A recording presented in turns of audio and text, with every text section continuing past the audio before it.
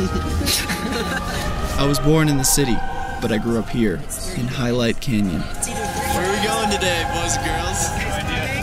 Why are we going ice climbing? Because it's fun. 50 years of well-worn trails crisscross this canyon. But it takes only a few steps before the parking lot vanishes behind a wall of trees.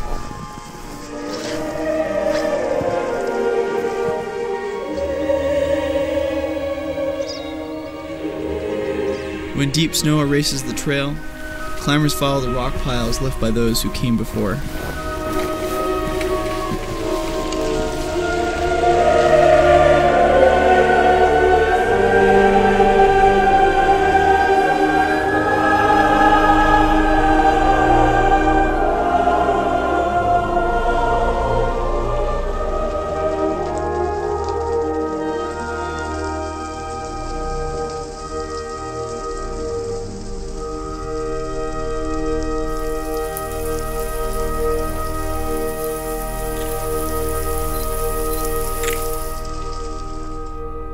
When I'm not in school, I'm out here teaching, hoping to pass along a little of what I've learned in the mountains.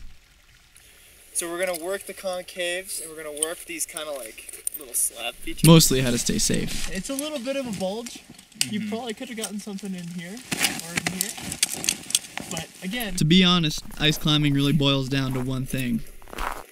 Remember to lead with your feet. With 26 knives strapped to your body, it's easy to get overconfident. A climb can go from being fat and sticky to brittle and terrifying as it moves from sun to shade. Any experienced climber will tell you that the real art of ice climbing is being able to read the ice. You've got to know when it's safe to climb, or if the whole thing is ready to come down.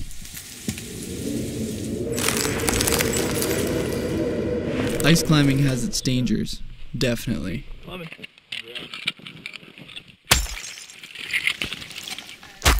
Like the time I slipped on a brittle lead and had to drag my shattered ankles back down to the valley. Funny, I remember that, but I can't remember my first ice climb.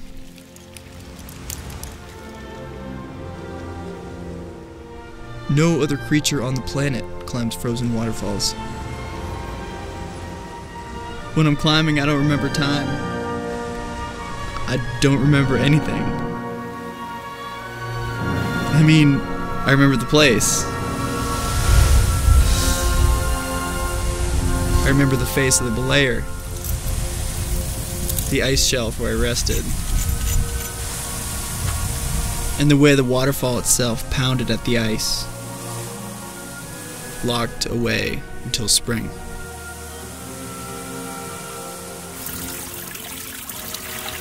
But the climb itself, it's gone.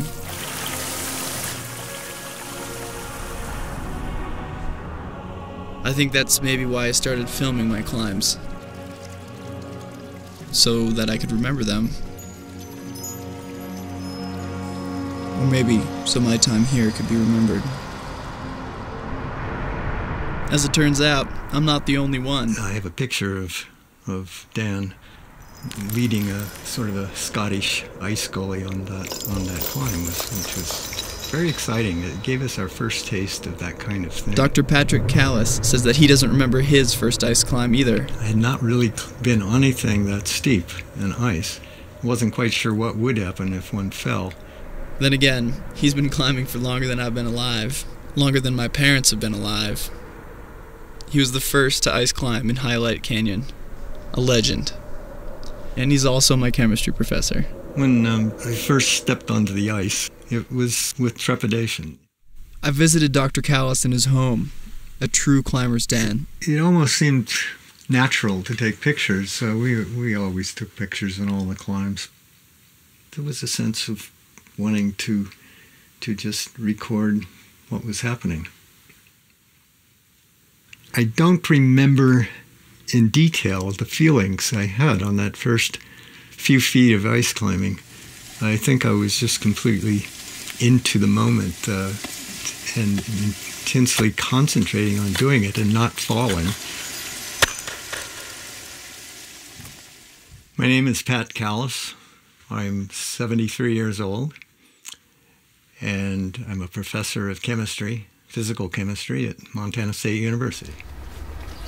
When I'm not in the mountains, I take classes here at Montana State University, working to finish up a degree in biophysics. When he's not in the mountains, Dr. Callis is here too, working to unravel the secrets of protein folding. He's figured out a way to see what's really happening, to peek into their world and to follow along as these tiny, tangled up proteins fold into their functional forms. One of the great mysteries of biology is how proteins fold. These folding experiments always lead to hypotheses about what is actually going on, but there is no proof of what's going on. And this is kind of a holy grail. This little protein has been studied by a number of laboratories because it folds quickly. In the paper are a number of graphs. This particular figure shows 4 graphs that tell the story of what we've found. It isn't just the closeness, but it's also the energy change in transferring the electron. One reason people are very interested in this is that once that is understood, we can design proteins to do functions that don't even exist in nature right now. Okay, action. Hi, Pat. Hi, Pat. Good to meet you. Good to meet you. I've heard a lot about you. Oh, I've heard plenty about you. So we're going to go climbing together, right? This year Yeah, marks the 40th anniversary of the first ever ice climb in Hyalite Canyon. So I've recruited a few friends, all of them experienced ice climbers, Beautiful. but they'd never seen anything like this. His garage is a treasure trove of classic gear. Original Chenard ice hammer. I like that too, but this absolutely required this kind of leverage, and it wasn't easy either.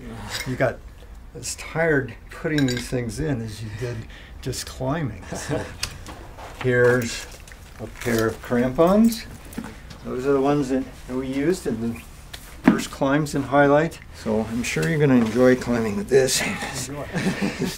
Right, so we're ready to go. Here were the exact tools he'd used to make that first ascent back in 1971.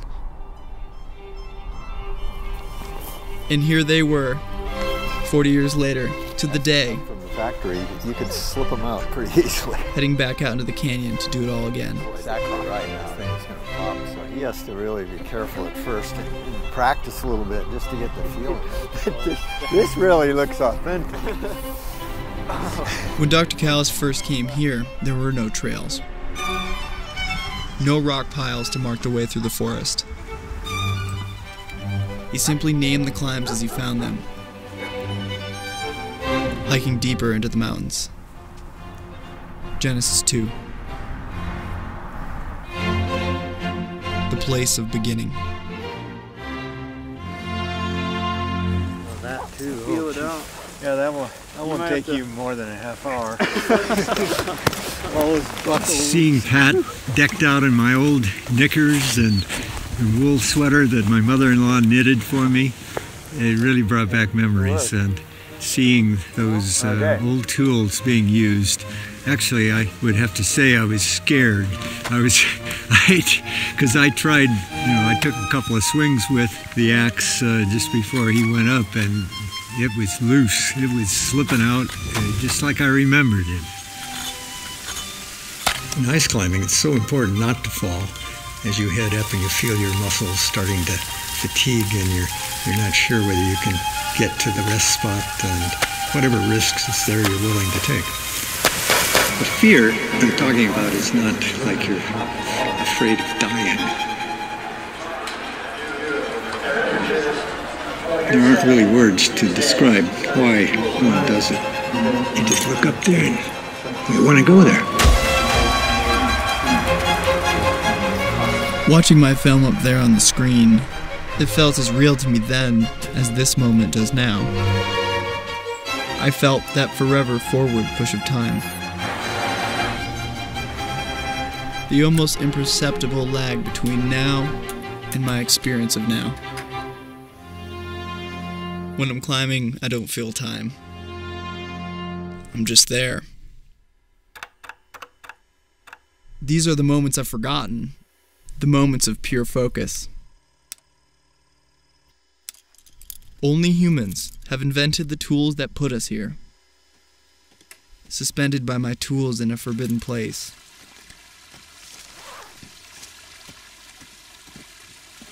In limbo between earth and heaven.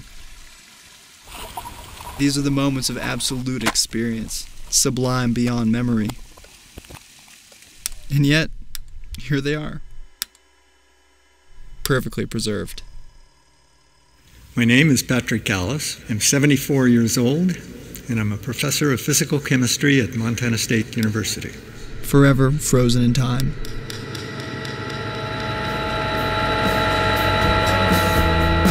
But right now is my time to write new stories. If you live in a dream, keep your eyes closed till you know what it means. Real life rules, none of these things. As the days go by,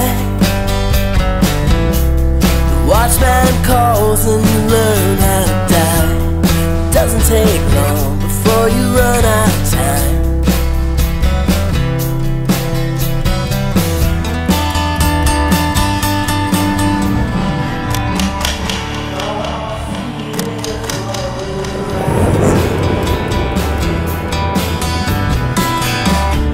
Desert sand will soon be shore.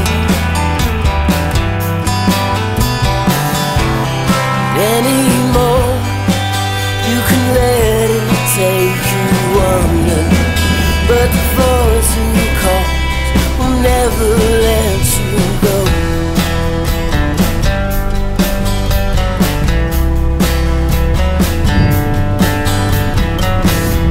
Don't run from the light. Be your own focus and be your own guide. The ghost from the past will be by your side.